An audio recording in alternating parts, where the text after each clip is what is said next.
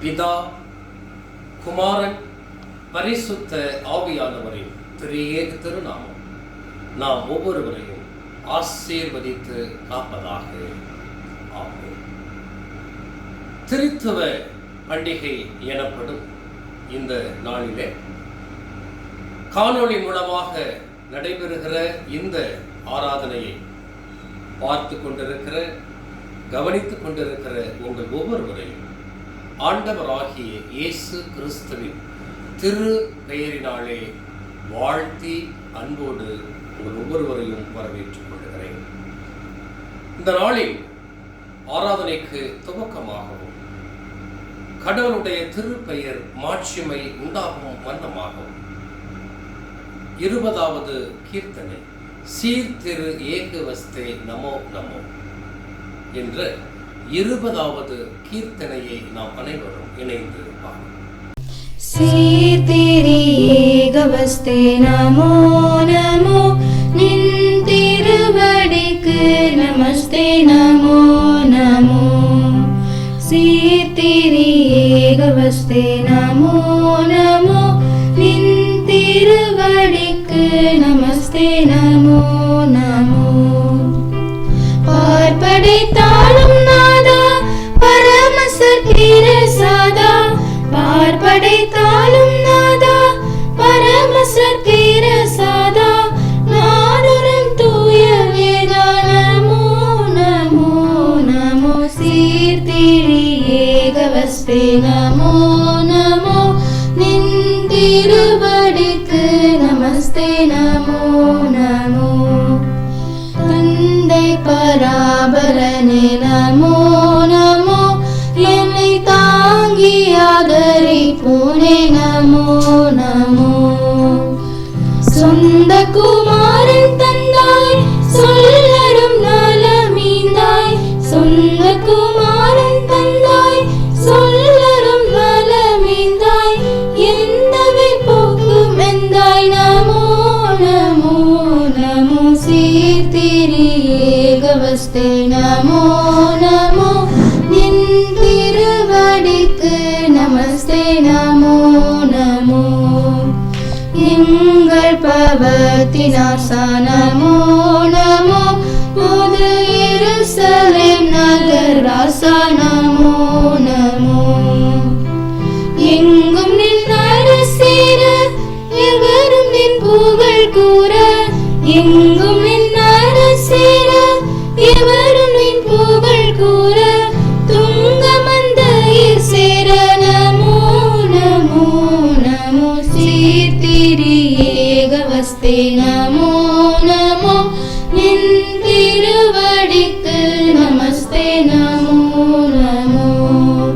சீர்திரு ஏகவஸ்தே நமோ நமோ, நின் திருவடிக்கு நமஸ்தே நமோ நமோ.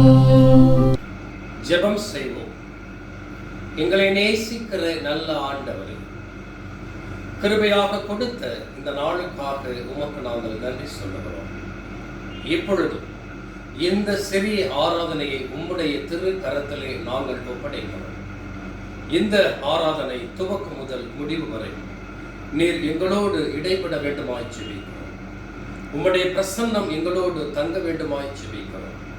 ஆம் ஆண்டவரே, இதை பார்த்து கொண்டிருக்கிற ஒவ்வொரு பிள்ளைகளுக்கும் உம்முடைய சமாதானத்தையும் உம்முடைய சந்தோஷத்தையும் கட்டளையிட்டு ஆசீர்வாதத்தை நீர் தொடர்ந்து கொடுக்க வேண்டுமாய் ஜெபிக்கிறோம்.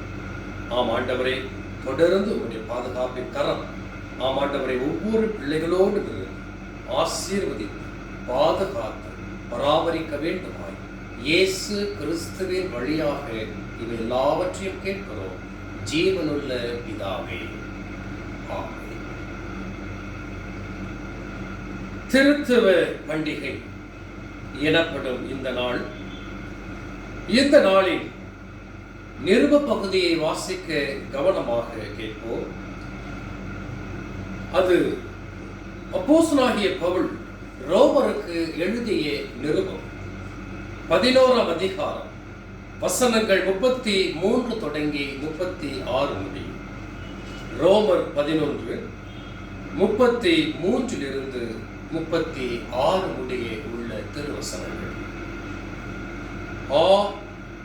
தேவனுடைய ஐஸ்வர்யம், ஞானம், அறிவு என்பவைகளின் ஆழம் எவ்வளவாய் இருக்கிறது! அவருடைய நியாய தீர்ப்புகள் அளவிடப்படாதவைகள், அவருடைய வழிகள் ஆராயப்படாதவைகள். கர்த்தருடைய சிந்தையை அறிந்தவன் யார்? அவருக்கு ஆலோசனைக்காரனாய் இருந்தவன் யார்? தனக்கு பதில் கிடைக்கும்படிக்கும் முந்தி அவருக்கு ஒன்றை கொடுத்தவன் யார்? சகலமும் அவராலும், அவர் மூலமாயும், அவருக்காகவும் இருக்கிறது. அவருக்கே என்றென்றைக்கும் மகிமை உண்டாவதாக. ஆமென். வாசிக்கும்படியாக தெரிந்து கொள்ளப்பட்ட நிருப பகுதி வாசித்து முடிந்தாயிற்று. ஆண்டவர் தாமே இந்த திருவார்த்தைகளை நம்முடைய இருதயங்களில் நிலைத்திருக்க செய்வாராக. ஆமென். நாம் தொடர்ந்து இந்த நாளுக்கான நற்செய்தி பகுதியை வாசிக்க கவனமாக கேட்போம். அது பரிசுத்த மத்தேயு எழுதிய நற்செய்தி நூல் 28ஆம் அதிகாரம் வசனங்கள் 18 20 முடியும். பரிசுத்த மத்தேயு எழுதிய நற்செய்தி நூல் அதிகாரம் 28 வசனங்கள் 18 20 முடியும். அப்பொழுது இயேசு சமீபத்தில் வந்து அவர்களை நோக்கி, வானத்திலும் பூமியிலும் சகல அதிகாரமும் எனக்கு கொடுக்கப்பட்டிருக்கிறது. ஆகையால் நீங்கள் புறப்பட்டு போய் சகல ஜாதிகளையும் சீஷராக்கி, பிதா, குமாரன், பரிசுத்த ஆவியின் நாமத்தினாலே அவர்களுக்கு ஞானஸ்தானம் கொடுத்து, நான் உங்களுக்கு கட்டளையிட்ட யாவையும் அவர்கள் கைக்கொள்ளும்படி அவர்களுக்கு உபதேசம் பண்ணுங்கள். இதோ உலகத்தின் முடிவு பரியந்தம் சகல நாட்களிலும் நான் உங்களுடனே கூட இருக்கிறேன் என்றார். ஆமென் என்றார் என்பதுவே. நாம் அனைவரும் இணைந்து நம்முடைய விசுவாசத்தை அப்போஸ்தல விசுவாசமாக பயபக்தியோடு அறிக்கை செய்வோமாக. பரலோகத்தையும் பூலோகத்தையும் படைத்த சர்வவல்ல பிதாவாகிய கடவுளை விசுவாசிக்கிறேன். அவருடைய ஒரே குமாரனும் ஆண்டவருமாகிய இயேசு கிறிஸ்துவை விசுவாசிக்கிறேன். அவர் பரிசுத்த ஆவியினால் கர்ப்பத்தில் உட்பவித்து கன்னிமரிடத்தில் பிறந்து பொந்து பிலாத்தின் கீழ் பாடுபட்டு சிலுவையில் அறையுண்டு மரித்து அடக்கம் செய்யப்பட்டார். பாதாளத்தில் இறங்கி 3ஆம் நாள் மரித்தோரிடத்திலிருந்து உயிர்த்தெழுந்தார். பரத்துக்கு ஏறி எல்லாவல்ல பிதாவாகிய அவருடைய வலப்பக்கத்தில் வீற்றிருக்கிறார். அவ்விடத்திலிருந்து உயிரோருக்கும் மரித்தோருக்கும் நியாய தீர்ப்பளிக்க வருவார். பரிசுத்த ஆவியானவரை விசுவாசிக்கிறேன். பொதுவான பரிசுத்த சபையும் பரிசுத்தவான்களுடைய ஐக்கியமும் பாவ மன்னிப்பும் சரீர உயிர்த்தெழுதலும் நித்திய ஜீவனும் உண்டென்று விசுவாசிக்கிறேன். ஆமென். நாம் அறிக்கையிட்ட இந்த விசுவாசத்திலே மரண வரைந்து நிலைத்திருக்க ஆண்டவர் தாமே நமக்கு துணை அருளே காப்பாராக. ஆமென். நாம் மீண்டும் கடவுளுக்கு மாட்சிமை உண்டாகும் வண்ணமாகவும் அருளுரைக்கு ஆயத்தப்படும் வண்ணமாகவும் 90வது ஞான பாடலை இணைந்து பாடுவோம். ஞான பாடல் எண் 90. எல்லாம் படைத்த நமது தயாபர பிதாவுக்கு அனந்த காலமாக அல்லேலுயா மகத்துவம் பெலன் துதி தோத்திரம் உண்டாயிருப்பதாக என்ற 90வது ஞான பாடலை இணைந்து பாடுவோம்.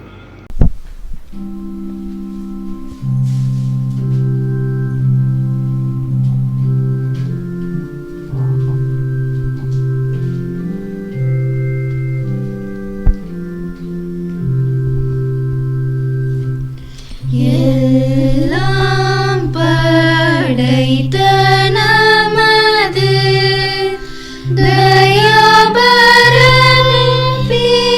பிதாவுக்கு ஆனந்த காலமாக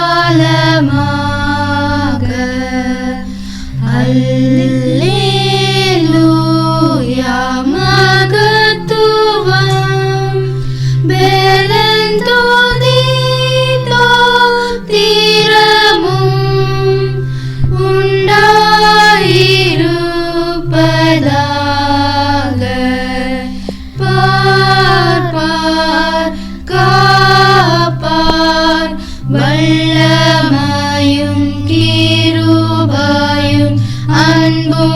எங்கும் அவர் செய்கையால் விளங்கும்.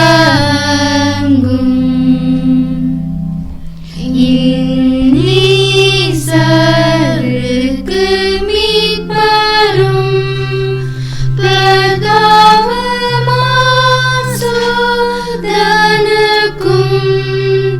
ரட்சிப்பின் அன்புக்காக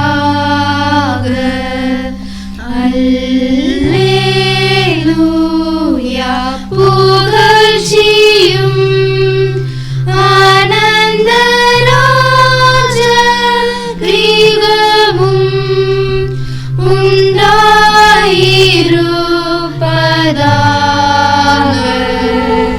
பாவம் சாபம் எந்த தீங்கும் மத்தால் நீங்கும் என்றென்றைக்கும் பாக்கியம் எல்லாம் கிடைக்கும்.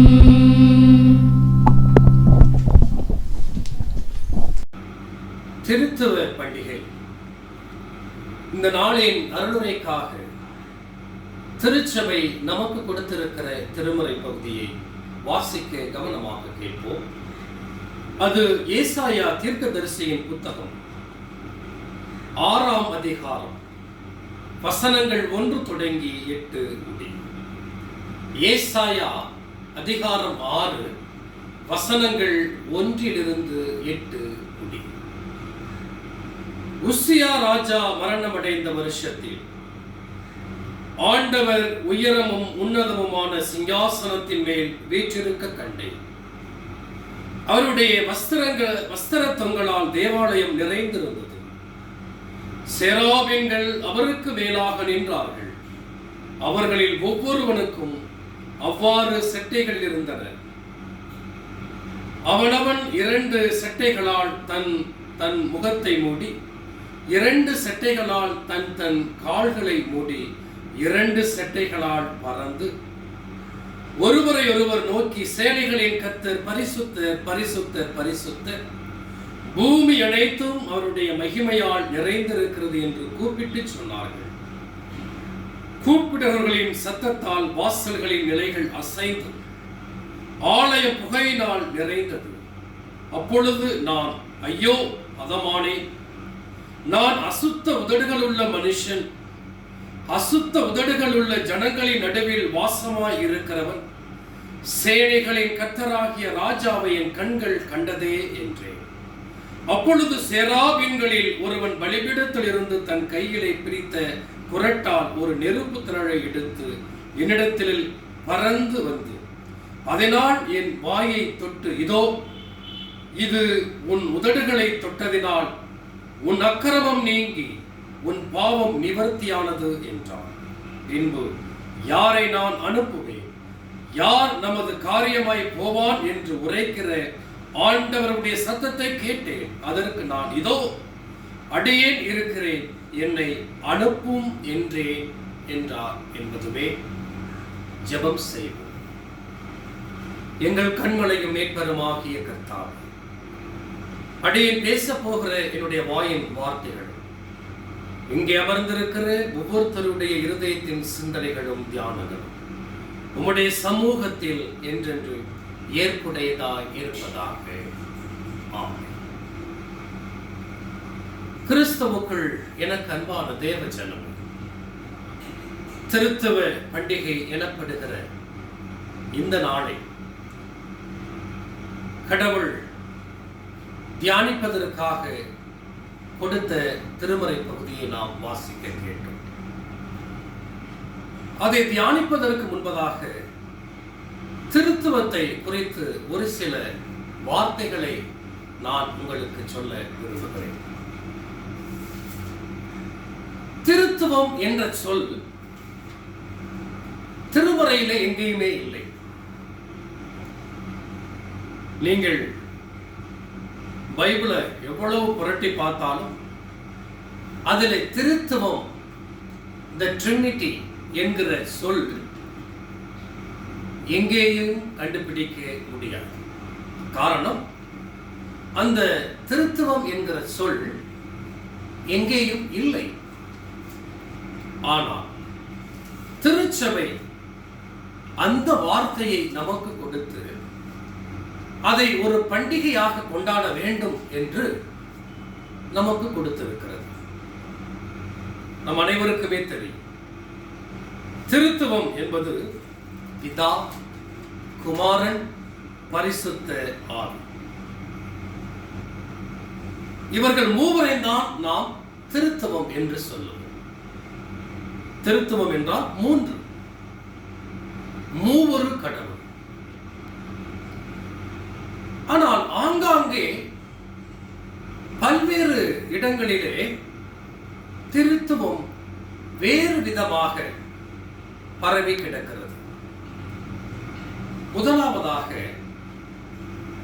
நாம் ஆண்டவராகிய நம்முடைய கடவுளின் படைப்பிலே திருத்துவம் இருக்கிறது. ஆதியாகமம் 1ஆம் அதிகாரம் 1ல பாத்தீங்க அப்படின்னு சொன்னா, ஆதியிலே தேவன் வானத்தையும் பூமியையும் சிருஷ்டித்தார் என்று தொடங்கும். அப்படி தொடங்கிய திருமறை பகுதி அதுக்கு அடுத்த வசனத்துல பாத்தீங்க அப்படின்னு சொன்னா, பூமியானது ஒழுங்கின்மையும் வெறுமையுமாய் இருந்தது, ஆழத்தின் மேல் இருள் இருந்தது, தேவ ஆவியானவர் ஜலத்தின் மேல் அசைவாடி கொண்டிருந்தார். முதலாம் வசனத்துல கடவுள் வந்து விடுறார். அதாவது பிதாவானவர். ஆதியிலே தேவன் வானத்தையும் பூமியையும் சிருஷ்டித்தார். தேவன் என்ற பெயருடைய பிதா கடவுள். அடுத்து 2ஆம் வசனத்துல பாத்தீங்கன்னா, ஆழத்தின் மேல் இருள் இருந்தது, தேவ ஆவியானவர் ஜலத்தின் மேல் அசைவாடி கொண்டிருந்தார். தேவ ஆவி, கடவுளின் ஆவி ஆழத்தின் மேல் அசைவாடி கொண்டிருந்தது. அப்படியானால் கிறிஸ்தவுக்குள் அன்பானவர்களே, முதலாம் வசனத்துல பிதாவானவர் வந்து விட்டார். 2ஆம் வசனத்துல பரிசுத்த ஆவி, அதாவது தேவ ஆவியானவர் வந்து விட்டார். ஆனால் குமாரன் இல்லையே. பிதா இருக்கிறார், பிதா, குமாரன், பரிசுத்த ஆவி. இவர்கள் மூவரை தான் நம்ம திருத்துவம் என்று சொல்லுவோம். பிதா இருக்கிறார், பரிசுத்த ஆவியானவர் இருக்கிறார், ஆனால் குமாரன் இல்லையே. திருத்துவம் அப்படியானால் இங்கே அடிபட்டு போகிறதே என்ற சிந்தனை நமக்குள்ளே வரும். ஆனால் யோவான் 1ஆம் அதிகாரம் 1ஆம் வசனத்துல பாத்தீங்கன்னா, ஆதியிலே வார்த்தை இருந்தது, ஆதியிலே வார்த்தை இருந்தது. ரொம்ப அற்புதமாக அந்த வசனத்தை யோவான் இந்த இடத்துல சொல்லுவார். அதை நான் வாசிக்கிறேன். ஆதியிலே வார்த்தை இருந்தது, அந்த வார்த்தை தேவனிடத்தில் இருந்தது, அந்த வார்த்தை தேவனாய் இருந்தது. அன்பானவர்களே, வார்த்தை கடவுள் ஒவ்வொன்றையும் சொல்றார் இல்லைங்களா? வெளிச்சம் உண்டாக கடவது, தண்ணீர் உண்டாக கடவது, மிருகங்கள் உண்டாக கடவது. இது வார்த்தை. ஆக இந்த வார்த்தை, அதை தான் யோவான் சொல்றாரு, ஆதியிலே வார்த்தை இருந்தது, அந்த வார்த்தை தேவனுடையத்தில் இருந்தது, அந்த வார்த்தை தேவனாய் இருந்தது, அந்த வார்த்தை தேவனிடத்தில் இருந்தது, அந்த வார்த்தை தாங்க குமாரன். ஆக இந்த இடத்துல பிதா, குமாரன், பரிசுத்த ஆவி மூன்றும் படைப்பின் துவக்கத்திலே இருக்கிறது. The Trinity, இந்த திருத்துவம் படைப்பின் துவக்கத்திலே இருக்கிறது என்பதை நாம் புரிந்து கொள்ள வேண்டும். சரி, அடுத்து நாம் அனைவரும் தெரிந்தது இந்த பாபேல் கோபுரம்.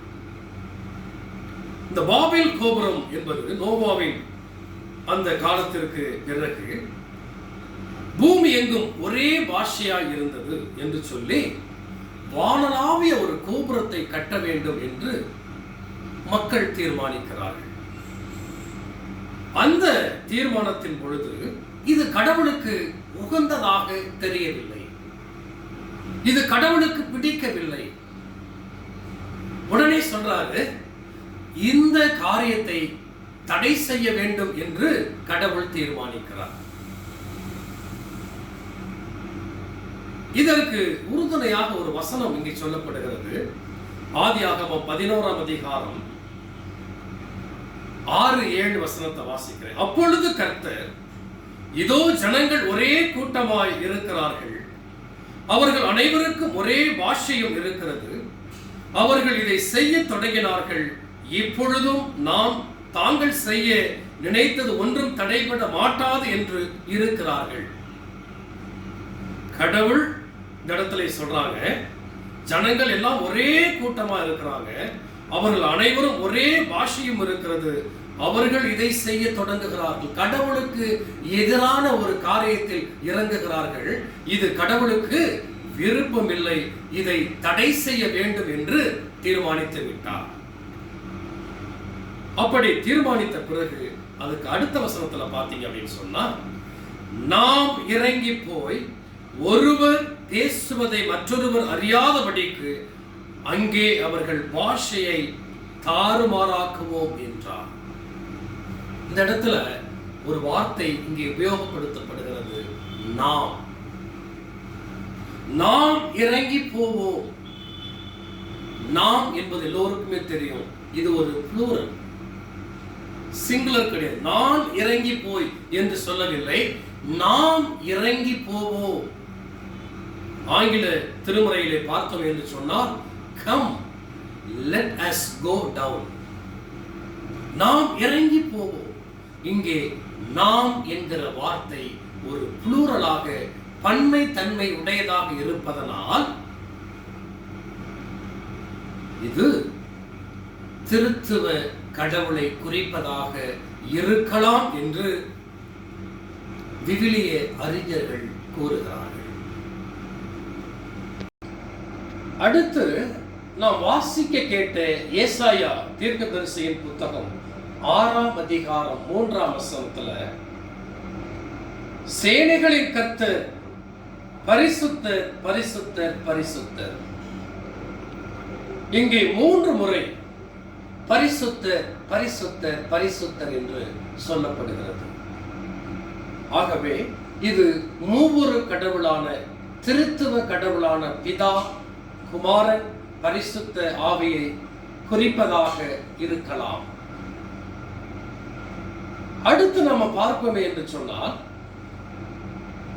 ஆண்டவராகிய இயேசு கிறிஸ்துவினுடைய திருமுழுக்கு, ஞானஸ்தானம். மத்தேயு 3ஆம் அதிகாரத்துல நம்ம பார்த்தோமே என்று சொன்னால், அவர் ஞானஸ்தானம் பெற்று கரை ஏறிய உடனே அற்புதமான ஒரு வார்த்தை அந்த இடத்துல நீங்க பார்த்தீங்க அப்படின்னு சொன்னா, கடவுள் சொல்லுவாரு, இவர் என் நேசகுமாரன், இவரில் நான் பிரியமாயிருக்கிறேன் என்கிற வார்த்தையை கடவுள் பிதாவானவர் சொல்லுவார். பரிசுத்த ஆவியானவர் புறா வடிவில் போய் அமர்ந்ததாக அங்கே சொல்லப்படுகிறது. ஆக அங்கேயும் கடவுள் வந்து விட்டார். அதாவது பிதாவானவர் இருக்கிறார், பரிசுத்த ஆவியானவர் புறா வடிவிலே அங்கே இருக்கிறார், குமாரன் ஞானஸ்தானம் பெற்று கரையேறி வந்து விட்டார். அங்கே மூவரும் அந்த இடத்துல இருக்கிறார்கள். பிதா, குமாரன், பரிசுத்தாவி மூவரும் அந்த இடத்துல இருப்பதை மத்தேயு மிக தெளிவாக நமக்கு சொல்லுகிறார். அதன் பிறகு நம்ம பார்த்தோம் என்று சொன்னால், வாசிக்க கேட்ட நற்செய்தி பகுதியில ரொம்ப அற்புதமா மத்தேயு சொல்றாரு, நீங்கள் போய். மத்தேயு 28:19, நீங்கள் புறப்பட்டு போய் சகல ஜாதிகளையும் சீஷராக்கி பிதா, குமாரன், பரிசுத்த ஆவியின் நாமத்தினாலே அவர்களுக்கு ஞானஸ்தானம் கொடுங்கள் என்கிறார். இங்கே ஆண்டவராகிய இயேசு கிறிஸ்து பிதா, குமாரன், பரிசுத்தாவி நாமத்தினாலே ஞானஸ்தானம் கொடுங்கள் என்கிறார். நம்முடைய அப்போஸ்தலனாகிய பவுல் அவருடைய ஆசீர்வாதத்துல பார்த்தோம் என்று சொன்னார். அவர் சொல்லுகிற ஆசீர்வாதத்துல, அதாவது அப்போஸ்தல ஆசீர்வாதம் எனப்படுகிற அந்த ஆசீர்வாதத்துல நம்முடைய ஆண்டவராகிய இயேசு கிறிஸ்துவின் கிருபை, பிதாவாகிய கடவுளின் அன்பு, பரிசுத்த ஆவியின் ஐக்கிய அரவணைப்பு நாம் அனைவரோடும் இருப்பதாக என்று சொல்லி கடிதத்தை தொடங்குகிறார், கடிதத்தை முடிக்கிறார். ஆக கிறிஸ்துவுக்குள் எனக்கு அன்பான தேவனுடைய பிள்ளைகளே, ஆக திருத்துவம் என்கிற மூவொரு கடவுள் என்கிற இந்த ட்ரினிட்டி என்கிற இந்த மூவொரு கடவுள் விவிலியத்திலே பல இடங்களிலே நமக்கு சொல்லப்படுகிறது. ஆனால் திருத்துவம் என்று ஒரு குறிப்பிட்ட வார்த்தையில் சொல்லப்படவில்லை, மாறாக மூவரையும் உள்ளடக்கிய வார்த்தைகள் நிறைய இடங்களிலே விவிலியத்திலே பறந்து விரிந்து காணப்படுகிறது. அந்த திருத்துவத்தை குறித்துதான் இன்றைக்கு நாம் தியானிக்க போகிறோம். கிறிஸ்துவுக்குள் அன்பானவர்களே, திருத்துவம் சரிங்க, கடவுள் தனியா இருந்தாலும் ரைட்டு, 2 பேரா இருந்தாலும் பரவாயில்ல, 3 பேரா இருந்தாலும் பரவாயில்ல, 30 பேர் இருந்தாலும் பரவாயில்லங்க. அந்த திருத்துவம் நான் எப்படி வேணாலும் ஏற்றுக்கொள்ளுகிறேன். ஆனால் அந்த திருத்துவம் எனக்கு என்ன செய்திருக்கிறது, அதுதான் ரொம்ப முக்கியம். அந்த திருத்துவம் எனக்கு என்ன செய்திருக்கிறது, அந்த திருத்துவத்தினால் நான் பெற்ற பலன் என்ன, பிதா, குமாரன், பரிசுத்த ஆவி இவர்களினால் எனக்கு வந்த நன்மை என்ன, அதை குறித்துதான் நாம் இப்பொழுது பார்க்க போகிறோம். எனக்கு அன்பானவர்களே, மூன்றும் சேர்ந்துதான் மனித குல மீட்பு, மனித குலம், இந்த மனிதத்தினுடைய மீட்பை இவர்கள் மூவரும் இணைந்துதான் அரங்கேற்றி இருக்கிறார்கள் என்பதை நாம் புரிந்து கொள்ள வேண்டும். கிறிஸ்துவுக்குள் எனக்கு அன்பான தேவ ஜனமே, முதலாவது நாம் பார்க்க வேண்டும், இந்த திருத்துவ கொள்கை இந்து சமயத்திலும் இருக்கிறது.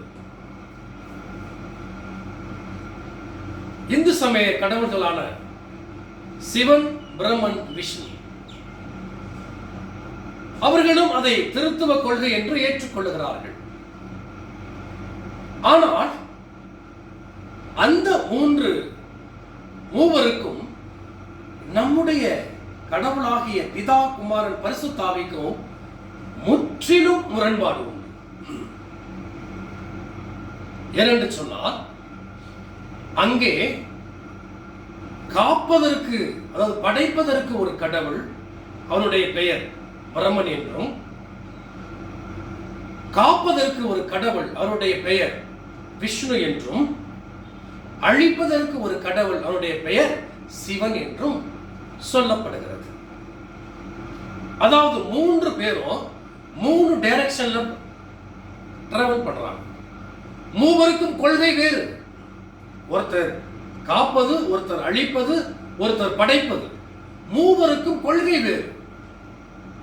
ஆனால் நம்முடைய கடவுளாகிய இந்த கடவுளாகிய மூவருக்கும் கொள்கை ஒன்று. ஆகவே மூவரும் ஒன்று. என்ன கொள்கை? என்ன கொள்கை? மத்தேயு 18ஆம் அதிகாரம் 14ஆம் வசனத்தை நம்ம வாசிக்க கேட்போம். மத்தேயு எழுதிய நற்செய்தி நூல் அதிகாரம் 18 வசனங்கள் 14. இவ்விதமாக இந்த சிறியரில் ஒருவனாகிலும் கெட்டு போவது பரலோகத்தில் இருக்கிற உங்கள் பிதாவின் சித்தம் அல்ல. இந்த இடத்துல சித்தம் என்பது the will of God, கடவுளுடைய விருப்பம். அப்ப கடவுளின் விருப்பம் என்ன தெரியுமா? அந்த மனித குலத்தை பற்றி, இந்த மனிதர்களை பற்றி, இந்த கெட்டு போன பாவத்தில் விழுந்த இந்த மனிதர்களை குறித்து கடவுளின் விருப்பம் என்ன தெரியுமா? கடவுளின் சித்தம் என்ன தெரியுமா? அதான் சொல்லப்படுகிறது. மத்தேயு 18ஆம் அதிகாரம் 14ஆம் வசனம் இப்படியாக சொல்லுகிறது. 18:14 மறுபடியும் நான் வாசிக்கிறேன். இவ்விதமாக இந்த சிறியரில் ஒருவனாகிலும் கெட்டு போவது பரலோகத்தில் இருக்கிற உங்கள் பிதாவின் சித்தம் அல்ல. அப்ப பிதாவின் சித்தம் என்ன? யாரும் கெட்டு போக கூடாது, ஒருவரும் கெட்டு போக கூடாது. எல்லோரும் மனம் திரும்ப வேண்டும், எல்லோரும் ரட்சிப்படைய வேண்டும், எல்லோரும் பரலோக ராஜ்யத்திற்குள்ளாக பிரவேசிக்க வேண்டும், எல்லோரும் கடவுளை முகமுகமாக சந்திக்க வேண்டும், எல்லோரும் பரிசுத்தமாக்கப்பட வேண்டும். இதுதான் பைபிள் சொல்றது இல்லைங்களா? பரிசுத்தம் இல்லாமல் கடவுளை ஒருவராலும் தரிசிக்க முடியாது. எபிரேயர். ஆக கடவுளின் சித்தம் என்பது ஒருவரும் கெட்டு போக கூடாது, எல்லோரும் பரிசுத்தப்பட வேண்டும், எல்லோரும் பரலோக ராஜ்யம் செல்ல வேண்டும். இதாங்க கடவுளுடைய திட்டம், பிதாவினுடைய சித்தம், பிதாவினுடைய விருப்பம் என்பது இதுதான். சரி, குமாரனாகிய ஆண்டவராகிய இயேசு கிறிஸ்துவின் விருப்பம் என்ன?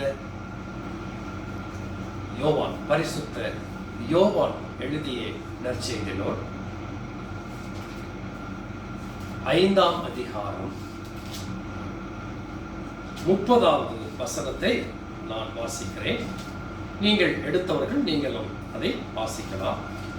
பரிசுத்த யோவான் எழுதிய நற்செய்தி நூல் அதிகாரம் 5 வசனம் 30வது வசனம். நான் என் சுயமாய் ஒன்றும் செய்கிறது இல்லை, நான் கேட்கிறபடியே நியாயம் தீர்க்கிறேன். எனக்கு சித்தமானதை நான் தேடாமல் என்னை அனுப்பின பிதாவுக்கு சித்தமானதை நான் தேடுகிறபடியால் என் தீர்ப்பு நீதியாய் இருக்கிறது. இங்கே குமாரன் ஒரு ஸ்டேட்மெண்ட் சொல்றார். என்ன சொல்றாருங்க? நான் எனக்கு சித்தமானதை, நான் விரும்புகிறதை, எனக்கு பிடித்ததை ஒரு காலம் நான் செய்ய மாட்டேன். மாறாக என் பிதாவின் சித்தம் என்னவோ அதுவே என்னுடைய சித்தம். என் பிதா எதை விரும்புகிறாரோ அதுவே என்னுடைய விருப்பம். என் பிதா இந்த பூமியிலே எதை செய்ய தீர்மானிக்கிறாரோ, எதை செய்ய வேண்டும் என்று நினைக்கிறாரோ அதை செய்வதே என்னுடைய பணி, என்னுடைய விருப்பம், என்னுடைய திட்டம், என்னுடைய சித்தம். எனக்கென்று சொந்தமா எந்த திட்டமும் கிடையாது, எந்த ஆசையும் கிடையாது என்று நம்முடைய ஆண்டவராகிய இயேசு கிறிஸ்து குமாரனானவர் சொல்லுகிறார். அவர் மரண தருவாயில் கூட, அந்த கெத்சேமனே தோட்டத்துல கூட அவர் சொல்றாரு, பிதாவே இந்த பாத்திரம் என்னை விட்டு நீங்க கூடுமானால் நீங்கட்டும், ஆனால் என்னுடைய சித்தம் அல்ல உம்முடைய சித்தத்தின்படியே. அன்பானவர்களே, ஆக ஆண்டவராகிய இயேசு கிறிஸ்து ஒரு காலம் இந்த பூமியிலே வாழ்ந்த பொழுது அவருடைய சித்தத்தின் விருப்பத்தின் அடிப்படையிலே அவர் வாழவில்லை. மாறாக அவரை அனுப்பின பிதாவின் சித்தத்தின்படியே வாழ்ந்தார். ஒன்று புரிந்து விட்டதுங்களா? பிதாவினுடைய சித்தம் ஒருவரும் கெட்டு போக கூடாது. பிதா என்ன தீர்மானித்திருக்கிறாரோ அதையே நானும் செய்வேன் என்று ஆழமாக சொல்லிவிட்டார் நம்முடைய குமாரனாகிய ஆண்டவராகிய இயேசு கிறிஸ்து. இப்பொழுது பரிசுத்த ஆவியின் திட்டம், சித்தம், விருப்பம் என்ன? தொடர்ந்து பாருங்கள். இப்பொழுது பரிசுத்த ஆவியின் சித்தம் என்ன? கிறிஸ்துவுக்குள் அன்பானவர்களே, பரிசுத்த ஆவியை குறித்து நம்முடைய ஆண்டவராகிய இயேசு கிறிஸ்து என்ன சொல்லுகிறார் தெரியுமா? யோவான், பரிசுத்த யோவான் 14ஆம் அதிகாரம் 26ஆம் வசனம் இப்படியாக சொல்லுகிறது, என் நாமத்தினாலே பிதா அனுப்ப போகிற பரிசுத்த ஆவியாகிய தேற்றரவாளனே எல்லாவற்றையும் உங்களுக்கு போதித்து நான் உங்களுக்கு சொன்ன எல்லாவற்றையும் உங்களுக்கு நினைப்பூட்டுவார். கிறிஸ்துவுக்குள் அன்பானவர்களே, பரிசுத்த ஆவியினுடைய வேலை என்ன தெரியுமா? அவர் என்ன வேலைன்னு கேட்டீங்கன்னா, நான் உங்களுக்கு சொன்ன எல்லாவற்றையும் உங்களுக்கு நினைப்பூட்டுவார். அடுத்து 14 அதிகாரம் 13, 14 நான் வாசிக்கிறேன். அதே யோவான். சத்திய ஆவியாகிய அவர் வரும் பொழுது சகல சத்தியத்திற்குள்ளும் உங்களை நடத்துவார். அவர் தம்முடைய சுயமாய் பேசாமல் தான் கேள்விப்பட்டவைகள் யாவையும் சொல்லி வரப்போகிற காரியங்களை உங்களுக்கு அறிவிப்பார். அவர் என்னுடையதில் எடுத்து உங்களுக்கு அறிவிப்பதனால் என்னை மகிமைப்படுத்துவார். அன்பான தேவனுடைய பிள்ளைகளே, பிதாவுக்கு என்ன சித்தமோ, பிதாவுக்கு என்ன விருப்பமோ, குமாரனுக்கும் அதுதான் விருப்பம். குமாரனுக்கு என்ன விருப்பமோ, குமாரன் எதை பேசினாரோ அதை தான் பரிசுத்த ஆவியும் பேசுகிறார். அதுதான் இங்க ஆண்டவராகிய இயேசு கிறிஸ்து இந்த இடத்துல சொல்லுகிறார். யோவான் 14 அதிகாரம் 26 சொல்றாரு, என் நாமத்தினாலே பிதா அனுப்ப போகிற பரிசுத்த ஆவியாகிய தேற்றரவாளனே எல்லாவற்றையும் உங்களுக்கு போதித்து நான் உங்களுக்கு சொன்ன எல்லாவற்றையும் உங்களுக்கு நினைப்பூட்டுவார். நான் சொன்னதை. அப்போ கடவுள் நம்முடைய ஆண்டவராக இயேசு கிறிஸ்து எதை சொன்னாரு? அவர் சுயமாய் எதுவும் பேசவில்லை. கடவுள் என்ன சொன்னாரோ, கடவுள் என்ன திட்டம் தீட்டினாரோ, கடவுள் எதன் மீது விருப்பம் வைத்தாரோ அதை பூமியில் நிறைவேற்றுவதற்கு குமாரனாகிய இயேசு கிறிஸ்து இங்கே வந்தார். குமாரன் என்ன சொன்னாரோ, குமாரன் எதை பேசினாரோ, குமாரன் எதை செயல்படுத்தினாரோ அதையே பரிசுத்த ஆவியும் செயல்படுத்த போகிறார். அததான் இங்க சொல்றாரு. என்ன சொல்றாரு? 14:26 நான் உங்களுக்கு சொன்னது எல்லாவற்றையும் அவர் நினைப்பூட்டுவார். அவர் சுயமா எதுவும் பேச மாட்டார். நான் என்ன சொன்னனோ அதைத்தான் உங்களுக்கு நினைப்பூட்டுவார் என்று சொல்லுகிறார். 16 அதிகாரம் 14 சொல்றாரு, அவர் என்னுடையதை எடுத்து உங்களுக்கு அறிவிப்பார். நான் என்ன பேசினோ, நான் எப்படி வாழ்ந்தேனோ அதை உங்களுக்கு அறிவிப்பார். ஆக கிறிஸ்துவுக்குள் அன்பானவர்களே, இங்கே பிதா, குமாரன், பரிசுத்தாவி மூவரும் ஒரே வழியிலே பயணம் செய்கிறார்கள். ஒத்த கருத்திலே பயணம் செய்கிறார்கள். ஒரே திட்டம், ஒரே ஆசை. அது என்ன தெரியுங்களா? மனிதன் ஒருவனும் கெட்டு போகக்கூடாது. எல்லோரும் ரட்சிப்படைய வேண்டும். எல்லோரும் ரட்சிப்படைய வேண்டும். கிறிஸ்துவுக்குள் அன்பானவர்களே, இந்த ரட்சிப்புல இங்க பாருங்க, இந்த இடத்துல வாசிக்க கேட்ட நற்செய்தி பகுதியில் நீங்க பார்த்தீங்க அப்படின்னு சொன்னா, இங்க போற சீடர்களுக்கு ஃபர்ஸ்ட் மத்தேயு 10 அதிகாரத்துல சீடர்களை அனுப்புவார் ஊழியத்தை. அப்ப போ சொல்வார். போயிட்டு நீங்க போங்க, கையில கைத்தடி பை எது எடுத்துக்க கூடாது, பாதரட்சியை மட்டும்தான் நீங்க பொருட்டு போகணும். நீங்கள் எங்கே போனாலும் நீங்கள் போகிற அந்த இல்லத்திற்கு சமாதானம் என்று சொல்லுங்கள். அவர்கள் ஏற்றுக்கொண்டால் அந்த சமாதானம் அவர்களுக்கு கிடைக்கும். இல்லை என்று சொன்னால் அந்த சமாதானம் திரும்ப உங்களுக்குள்ளே வந்துவிடும் என்று சொல்லுகிறார். அதன் பிறகு இங்கே சீடர்களை அனுப்புகிறார். 10 அதிகாரத்தை போல அல்ல, 28 அதிகாரத்திலே உயிர்த்தெழுந்த பிறகு தன்னுடைய சீடர்களை பார்த்து சொல்லுகிறார், நீங்கள் உலகம் எங்கும் புறப்பட்டு போங்கள், சகல அதிகாரமும் எனக்கு கொடுக்கப்பட்டிருக்கிறது. பிதா, குமாரன், பரிசுத்த ஆவியினாலே ஞானஸ்தானம் கொடுங்கள் என்று சொல்லுகிறார். அன்பான தேவனுடைய பிள்ளைகளே, ஞானஸ்தானம் எதுக்கு? ஞானஸ்தானம் திருமுழுக்கு எதற்கு நாம் எடுக்கிறோம்? ஒரு புதிய வாழ்க்கை, ஒரு புது வாழ்க்கைக்குள்ளாக நாம் பிரவேசிக்கிறோங்க. அதுதாங்க ஞானஸ்தானம். அதுதான் ஞானஸ்தானம். அல்லாஹ் நீங்க பாத்தீங்க அப்படின்னு சொன்னா, சீடர்கள் ஆண்டவராகிய இயேசு கிறிஸ்துவோடு இருந்த பொழுது ஒருவன் காட்டிக் கொடுக்கிறார், ஒருவன் மறுதலிக்கிறார். இருவருக்குள்ளே யார் பெரியவர் என்கிற போட்டி வருகிறது. அவிசுவாசம். இப்படி பல வகையிலே சீடர்கள் தகுதி இல்லாமல் இருக்கிறார்கள். அவிசுவாசம் வருது அவங்களுக்கு. இத்தனை பேருக்கு இங்கே நம்ம எவ்வளவு நம்ம வாங்க முடியும் அப்படின்னு கேட்கிறாங்க. 4000 பேருக்கு உணவளிக்கின்ற பொழுது அவர்களுக்குள்ள அவிசுவாசம். பேதுரு காட்டிக் கொடுக்கிறார். மன்னிக்கணும், மறுதலிக்கிறார். யூதாஸ் காட்டி கொடுக்கிறார். யாக்கோபுக்கும் யோவானுக்கும் வலது பக்கம் இடது பக்கம் யார் உட்கார வேண்டும் என்கிற பதவி ஆசை. இப்படி உலக பிரகாரமாக சிந்தித்தவர்கள், அவர்களுக்குள்ளே ஒரு பரிசுத்தப்படுத்த நிகழ்ச்சி வருகிறது. பரிசுத்தப்படுத்த நிகழ்ச்சி வருகிறது. அதுதாங்க திருமுழுக்கு. அதுதான் திருமுழுக்கு. அப்போஸ்தலர் நடவடிக்கைகள் 1ஆம் அதிகாரம் 4ஆம் வசனத்துல பார்த்தோமே என்று சொன்னார், அன்றியும் அவர்களுடனே கூடி வந்திருக்கும் பொழுது அவர்களை நோக்கி, யோவான் ஜலத்தினாலே ஞானஸ்தானம் கொடுத்தான், நீங்கள் சில நாளுக்குள்ளே பரிசுத்த ஆவியினாலே ஞானஸ்தானம் பெறுவீர்கள்.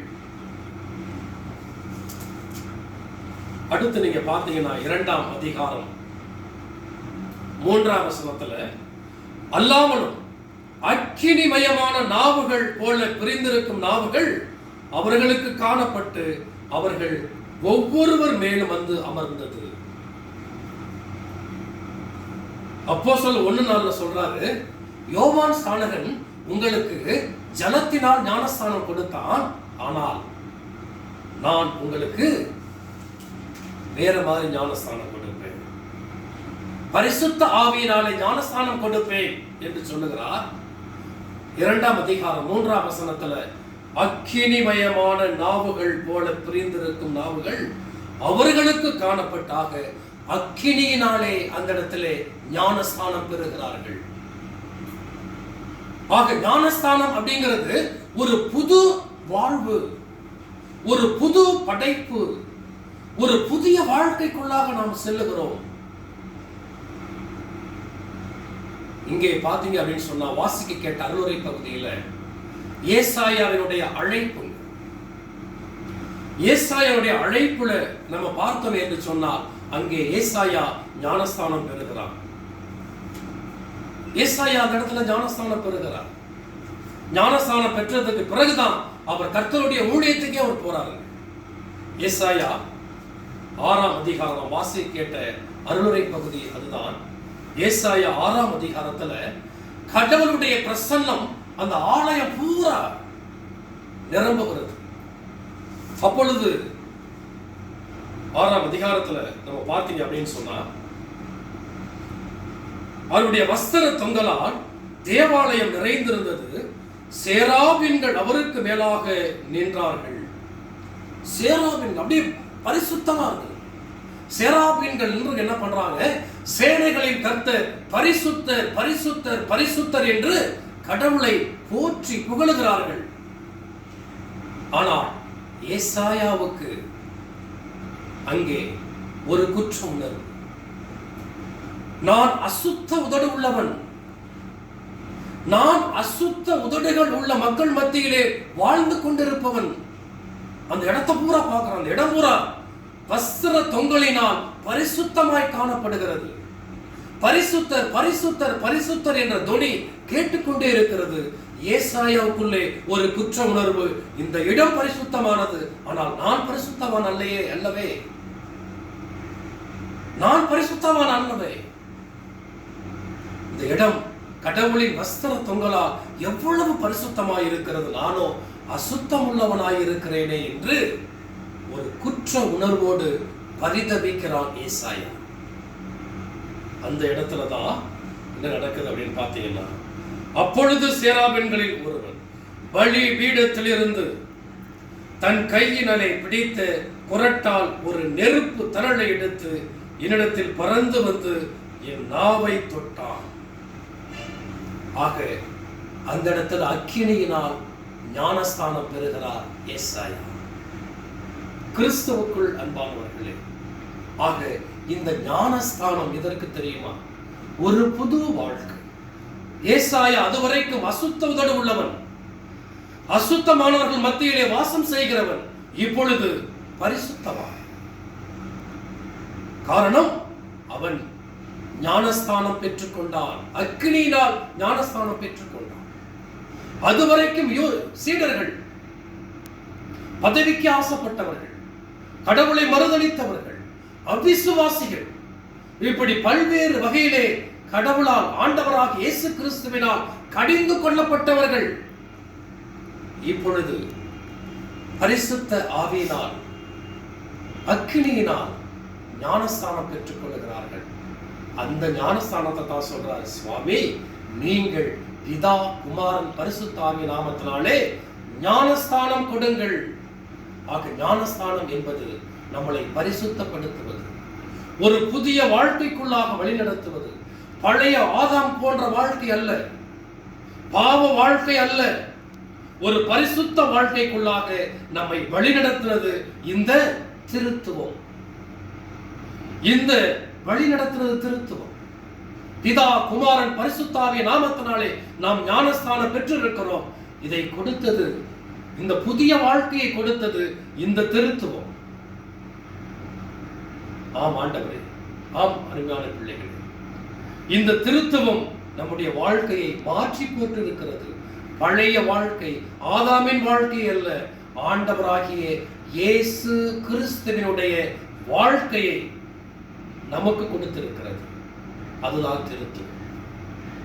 அந்த திருத்துவத்தை நன்றி உணர்வோடு, சந்தோஷத்தோடு, மகிழ்ச்சியோடு, மூவொரு கடவுளை புகழ்ந்து பாடி நாம் சந்தோஷத்தோடு கொண்டாடுவோம்.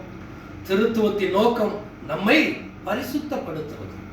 அந்த பரிசுத்தத்தை பெற்றுக்கொள்வோம். கடவுளின் ராஜ்யத்திற்குள்ளாக பிரவேசிப்பதற்கு, கடவுளை பரிசுத்தத்தோடு சந்திப்பதற்கு ஆயத்தப்படுவோம். கடவுள் நம்மை ஆசீர்வதித்து காப்பாராக. ஆமென். நம்முடைய ஆண்டவராகிய இயேசு கிறிஸ்துவின் கிருபை, பிதாவாகிய கடவுளின் அன்பு, பரிசுத்த ஆவியின் ஐக்கியமும், அரவணைப்பும், பாதுகாப்பும், பராமரிப்பும், வழிநடத்துதலும் நம் அனைவரோடு இப்பொழுதும் எப்பொழுதும் சதா காலங்களிலும் நின்று நிலவுவதாக. ஆமென். காணிக்கை பாடலாக ஞான பாடல் எண் 92 பாடுவோம். காணிக்கை பாடல். மகத்துவமும் நீதியுமா கிருபையுமான உன்னதமான தேவனும் ரட்சிக்க பலமான பராபரணுமா கர்த்தா ஓர் வஸ்துவும் மூன்றாளும் என்ற 92வது ஞான பாடலை இணைந்து பாடும்.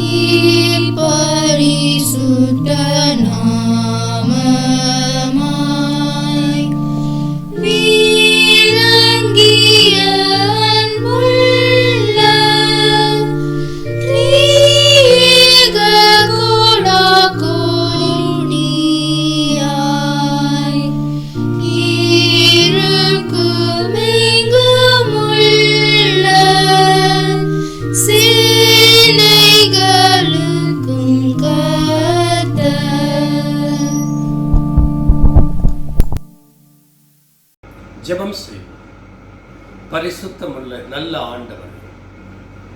கிருபையாக கொடுத்த அந்த நாளுக்காக, இந்த நேரத்திற்காக, ஆராதனை வேளைக்காக உமக்கு நாங்கள் நன்றி சொல்லுகிறோம் ஆண்டவரே.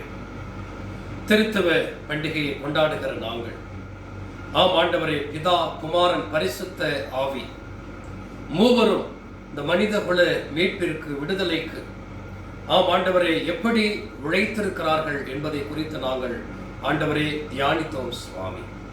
ஆம் ஆண்டவரே, கர்த்தாவை, மூவொரு கடவுளாக நீர் எங்களை இம்மட்டுமாக பாதுகாத்து வருகிறபடியினால் உமக்கு நாங்கள் நன்றி சொல்லுகிறோம் சுவாமி.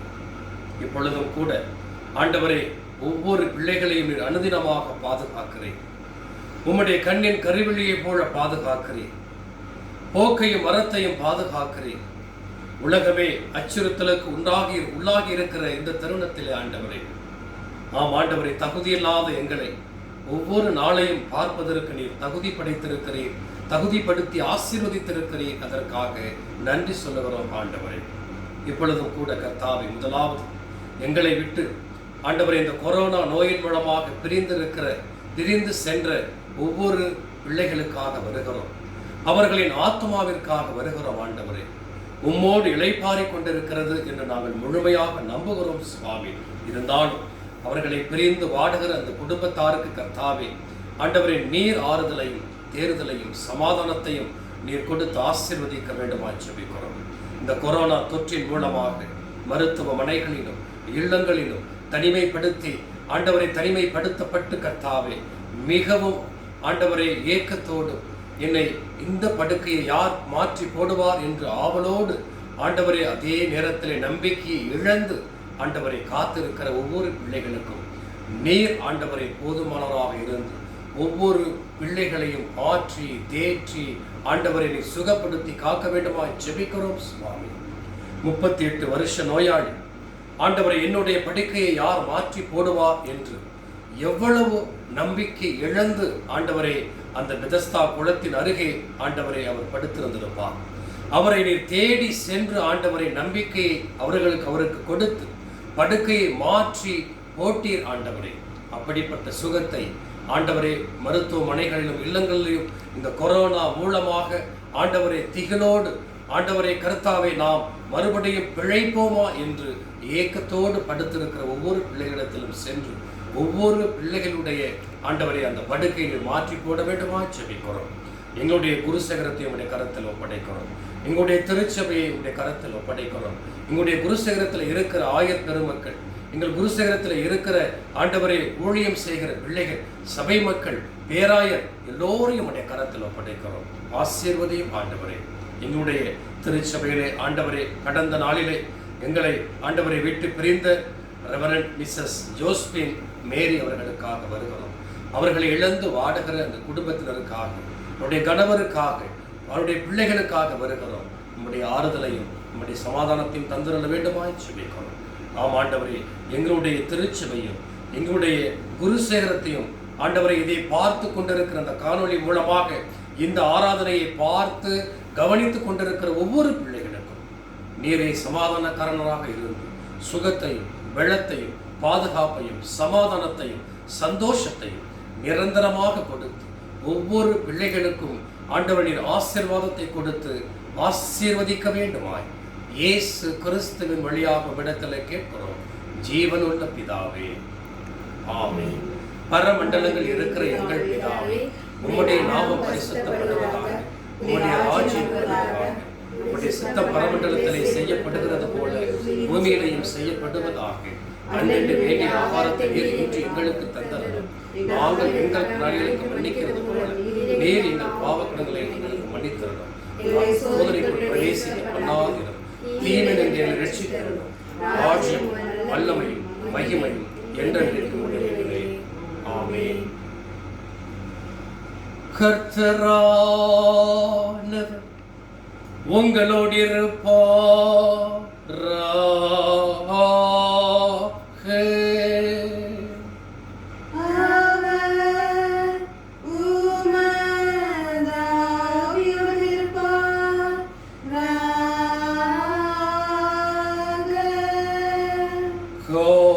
கர்த்தரானவர் உன்னை ஆசீர்வதித்து உன்னை காப்பாராக.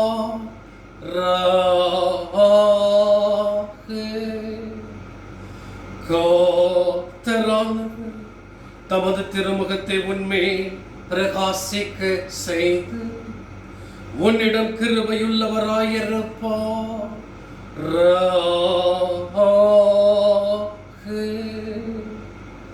கர்த்தரானவர் தமது திருமுகத்தை உனக்கு பிரசன்னமாக்கி உனக்கு சமாதானம் தந்தருளுவார்.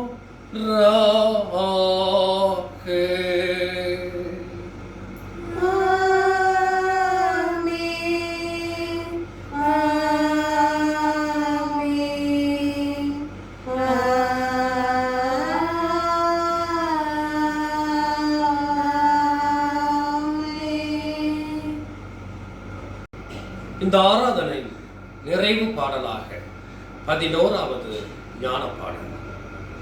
கர்த்தரை காப்பாற்றும் ஆசீர்வாதம் தாரும், எங்கள் மேல் முகத்தை வைத்து வீசும் ஒளியே என்ற 11வது ஞான பாடலை இணைந்து பாடும்.